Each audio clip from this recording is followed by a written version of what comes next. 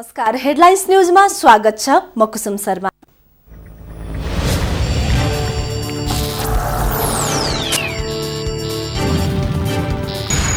घोषणापत्र सार्वजनिक गर्दै आज सार्क सम्मेलन सकिने, रिट्रिटका लागि सार्क राष्ट्र तथा सरकार प्रमुख धुलीखेलमा। पाकिस्तानको विरुद्ध सार्क सम्मेलनमा मोटर भेहिकल, रेलवे र ऊर्जा सम्झौता पत्रमा हस्ताक्षर हुने सकेन। विवाह पञ्चमी धुमधामसँग मनाइँदै जनकपुरमा विशेष रमझम, राम मन्दिरमा दर्शनार्थीको घुइँचो। इबोला भाइरस नियन्त्रणका लागि बनाइएको औषधिको सुरक्षित परीक्षण भएको वैज्ञानिकहरूको दावी। र बलले लागेर घाइते भएका अस्ट्रेलियन क्रिकेट फिलिप ह्युग्सको निधन, अस्ट्रेलियन प्रधानमन्त्री टोनी एबोटद्वारा संवेदना व्यक्त।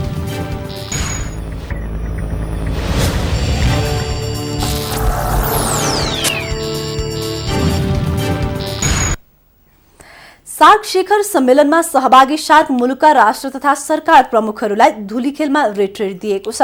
धुलीखेल स्थित द्वारिकाज रिसोर्टमा रिट्रिटको आयोजना गरिएको हो। धुलीखेलमा लन्च लिएर सम्मेलनको समापन समारोहमा भाग लिन सार्क राष्ट्रका प्रमुखहरू काठमाडौँ आउनेछन्। रिट्रिटमा रिफ्रेसमेन्टसँगै केही अनौपचारिक तथा द्विपक्षीय वार्ता पनि भएका छन्। भारतीय प्रधानमन्त्री नरेन्द्र मोदी र पाकिस्तानी समकक्ष नवाज शरीफबीच अनौपचारिक छलफल भएको छ। आमन्य सामान्य टेबलमा उहाँहरूको छलफलमा अन्य राष्ट्रका प्रतिनिधि को पनि सहभागिता रहेको थियो। सार्क मुलुकका राष्ट्र तथा सरकार प्रमुखहरूलाई सेनाको हेलिकप्टर मार्फत धुलीखेल लगिएको थियो। घोषणापत्र जारी गर्दै दक्षिण एसियाली क्षेत्रीय सहयोग संगठन सार्कको 18औं शिखर सम्मेलन आज सकिँदैछ। सम्मेलनले आतंकवाद नियन्त्रणका साथै सार्क क्षेत्रको विकासका लागि सामूहिक पहलमा जोड दिएको छ। राष्ट्रिय सभागृहमा आयोजित विशेष समारोहमा प्रधानमन्त्री सुशील कोइरालाले सम्मेलनको हिजो उद्घाटन गर्नुभएको थियो। त्यसअघि सार्कका पूर्व अध्यक्ष तथा मालदिप्सका राष्ट्रपति अब्दुल्ला यामिन अब्दुल गयुमले नेपालका प्रधानमन्त्री कोइरालालाई सार्कको अध्यक्षता हस्तान्तरण गर्नुभएको थियो। 18औं शिखर सम्मेलनको उद्घाटन सत्रले सार्क मन्त्री परिषदको 36औं बैठकबाट पारित प्रतिवेदन अनुमोदन गरेको छ। सार्कको उद्घाटन समारोहलाई हिजो सम्बोधन गर्दै उहाँहरूले सार्क मुलुकमा विद्यमान आतंकवाद नियन्त्रण गर्न, गरिबी निवारणका लागि ठोस योजना ल्याउन, जलवायु परिवर्तनबाट हुने असर न्यूनीकरण गर्न, दूरसञ्चार, हवाई र रेलमार्गबाट सम्बद्ध राष्ट्रलाई जोड्न तथा विज्ञान र प्रविधिको विकास गर्न सामूहिक प्रयासको खाँचो रहेको बताउनु भएको थियो। 18औं सार्क शिखर सम्मेलनमा काठमाडौँ आएका सरकार प्रमुखका प्रथम महिलाहरू बिहिबार भक्तपुरको घुमघाम गर्नु भएको छ। उहाँहरूलाई परराष्ट्र मन्त्रालयकी सहसचिव अम्बिका देवी लुइटेलको टोलीले भक्तपुरमा स्वागत गरेको थियो।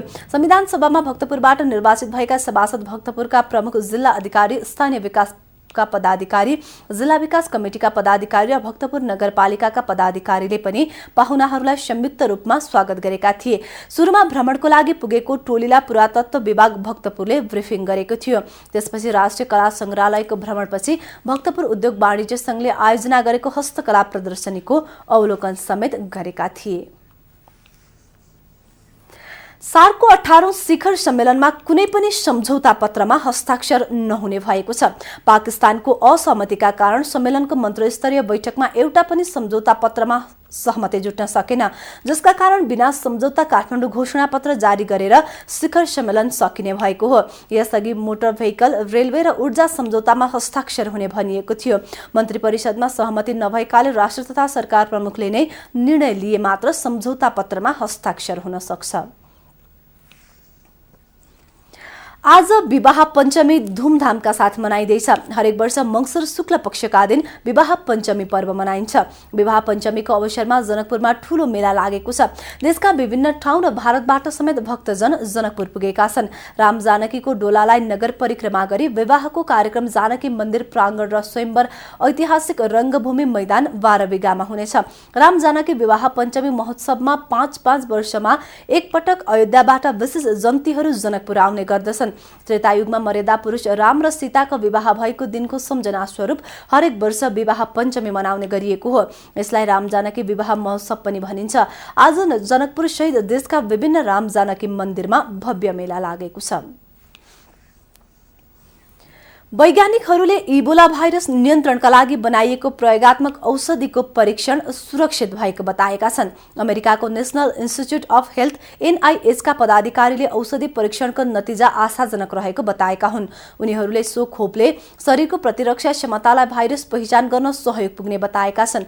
परीक्षणका क्रममा यो औषधि 20 जनालाई दिएको थियो भने उनीहरूको प्रतिरोधात्मक क्षमता वृद्धि हुनका साथै कुनै पनि नकारात्मक प्रभाव नदेखिएको वैज्ञानिकहरूको भनाइ छ। त्यो औषधिले 100% काम गर्ने पुष्टि नभएको र दोस्रो चरणमा परीक्षण गर्ने योजना बनाइएको छ। दोस्रो चरणको परीक्षण सफल भएमा इबोला भाइरस विरुद्धको औषधि पश्चिम अफ्रिकी मुलुकमा आगामी जनवरीमा पठाइनेछ। अस्ट्रेलियन क्रिकेट खेलाडी फिलिप ह्युग्सको निधन भएको छ। अस्ट्रेलियाका ओपनर ब्याट्सम्यानका रूपमा खेल्दै आएका क्रिकेटर ह्युग्स गत मंगलबार बलले लागेर घाइते भएका थिए। ब्याटिङ गर्दा गर्दै ह्युग्सको कानको पछाडि हेलमेट छलेर न्यू साउथ वेल्सका बलर सिन एबर्टको सर्ट पिच बलले लागेको थियो। बलले लागेर उनी खेलस्थलमै बेहोस भएका थिए। कोमामा राखिएका 25 वर्षीय ह्युग्सको शुक्रबार बिहान सिडनीको अस्पतालमा निधन भएको बीबीसीले जनाएको छ। उनको निधनप्रति अस्ट्रेलियाका प्रधानमन्त्री टोनी एबोटले संवेदना व्यक्त गर्नुभएको छ। सन् 2009 मा अस्ट्रेलिया दक्षिण अफ्रिकाको टेस्ट सिरिजमा ह्युग्सले जोहान्सबर्ग मैदानबाट अस्ट्रेलियन टेस्टमा डेब्यू गरेका हुन्। उनले अस्ट्रेलियाका लागि 26 टेस्ट खेल्दै 3 शतक र 7 अर्धशतक सहित 1535 रन बनाइसकेका छन्। यी थिए अहिलेसम्मका हेडलाइन्स न्यूज। अब हामी तपाईहरूलाई माउन्टेन विशेषमा जोड्दैछौँ।